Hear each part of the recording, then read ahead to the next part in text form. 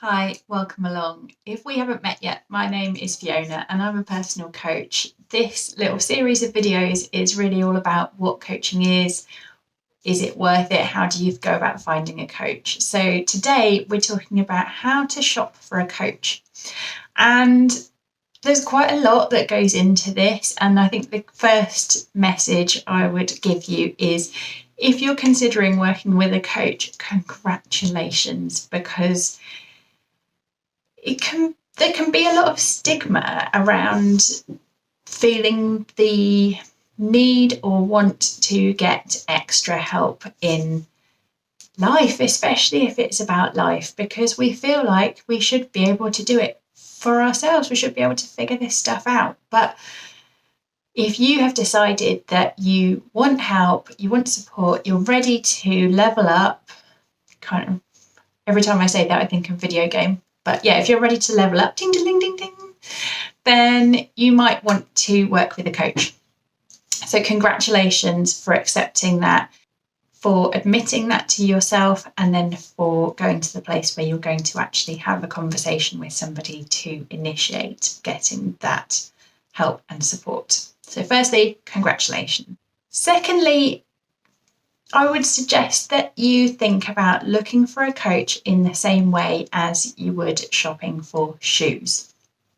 So there's something about figuring out what it is that you need. So in the shoe analogy, you're not going to go and buy a pair of beautiful leather, Italian handmade leather crafted shoes to go and play squash in.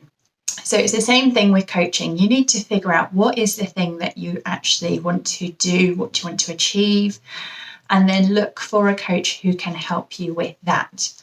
And this is a really important distinction because in coaching, there are a couple of different modes of coaching, let's say. I mean, aside from whether it's life coaching or business coaching or health coaching or spiritual coaching, whatever that sort of dynamic looks like. The other side of it is whether it's informational coaching that you want, or is it transformational coaching that you're looking for, which is about really doing that deep dive into the inner work, enable you to overcome your hidden barriers, that you are changing your mindset, changing your energy, and then being able to attack your next part of your life plan from that different space where there has been a transformation within you that enables you to open up to those new possibilities.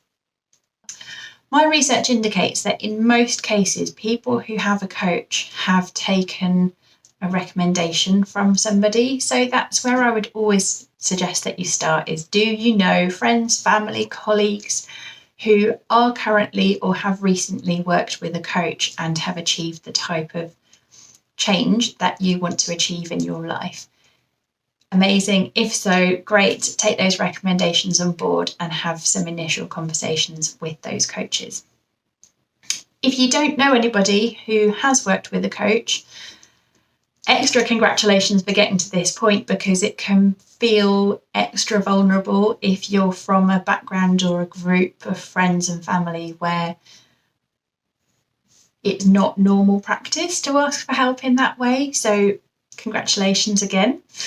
In that case, you might want to look to all the normal ways that you would find out about a new service. So look on LinkedIn, look on Instagram if that's your place, look on Google search, whatever it might be, to find some options.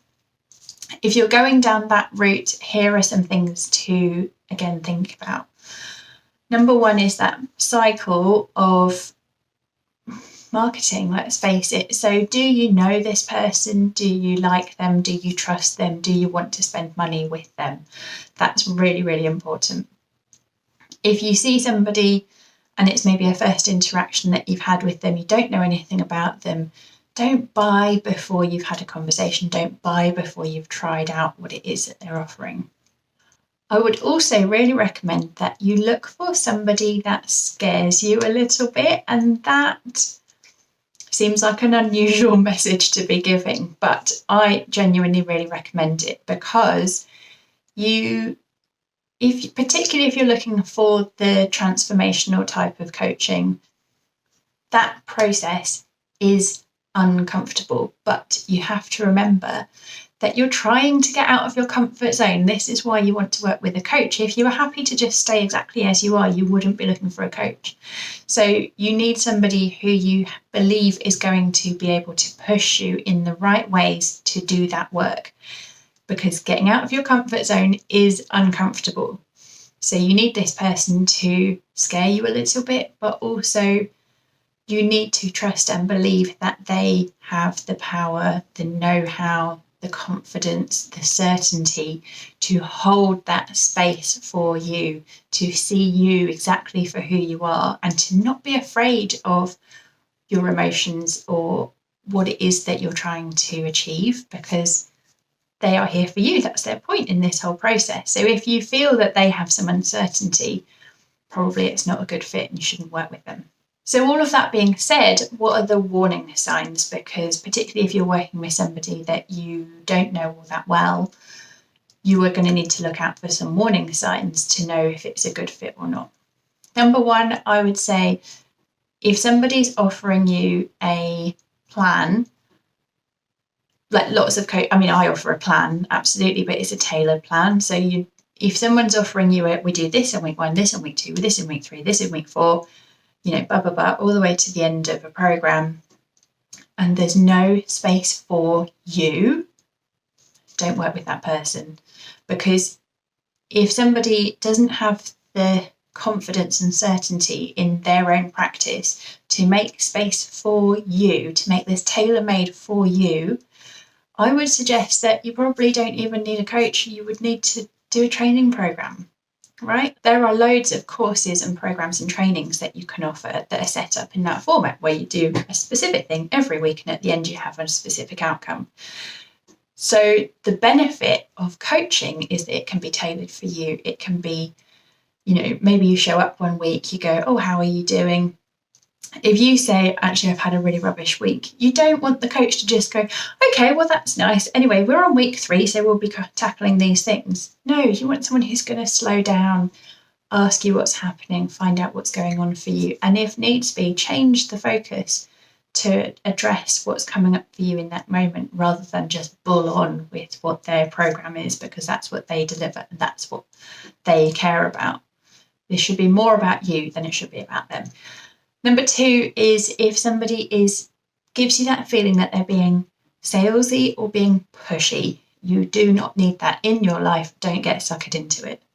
They should have enough respect for you, enough respect for themselves and their process, and enough respect for the value of what it is that they are providing to slow down, to give you an opportunity to get to know them, to consider whether this relationship is the right fit for you, because it does really involve a relationship. And, you're not going to suddenly marry somebody that you met yesterday.